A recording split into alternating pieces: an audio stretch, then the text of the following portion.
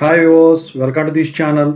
So చాలా మంది students అడుగుతున్నారు, JNTH 1112 బీటెక్ రిజల్ట్స్ కూడా వస్తాయి కదా. సో మరి మాల్ ప్రాక్టీస్ కేసెస్ పరిస్థితి ఏంటి, అందుట్లో మాల్ ప్రాక్టీస్ ఎలా పెడతారు ఈసారి అని చెప్పేసి అడుగుతా ఉన్నారు. దాని గురించి చెప్పదలిచాను. ముందుగా అయితే ఇంతవరకు ఈ ఛానల్ సబ్స్క్రైబ్ చేసుకున్న వాళ్ళు సబ్స్క్రైబ్ చేసుకుని వీడియో లైక్ చేసి షేర్ చేయండి. మీకు ఏమైనా డౌట్స్ ఉంటే కాల్ మీ 4 ద్వారా కాల్ చేయండి. తెలుగు ఇంజనీరింగ్ ఎడ్యుకేషన్ టెలిగ్రామ్ ఛానల్లో జాయిన్ అవ్వండి.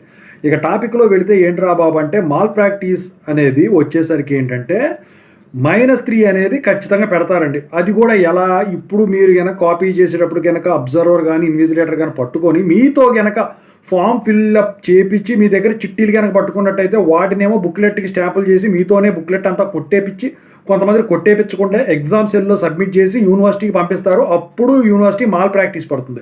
మరి ఆ మాల్ ప్రాక్టీస్ అనేది ఆ సబ్జెక్ట్కే పడుతుందా, మిగతా సబ్జెక్టులకు పడుతుందా అంటే మీ బిహేవియర్ని బట్టి అక్కడ ఉంటుందండి. అది కూడా కాకుండా ఫస్ట్ ఇయరే కాబట్టి మీరు కొంచెం వీళ్ళు వచ్చేసరికి మిమ్మల్ని మానిటర్ చేస్తారు క్లోజ్గా. ఏంటంటే వీడు మనకి రివర్స్లో ఉన్నాడా లేకపోతే మంచిగా వింటున్నాడా అని చెప్పేసి ఖచ్చితంగా అయితే మీరు గనక ఏదన్నా చేయకూడదు కనుక చేసినట్టయితే, కోపంలో బుక్లెట్ చంపడం, ఇన్విజిలేటర్ మీద కానీ అబ్జర్వర్ మీద కానీ కసిరించుకోవటం, ఇలాంటివి కనుక అంటే ర్యాష్గా మాట్లాడినట్టయితే మీకు ఆ ఒక్క సబ్జెక్టే కాదు మిగతా సబ్జెక్ట్స్ కూడా మాల్ ప్రాక్టీస్ పడతాయి.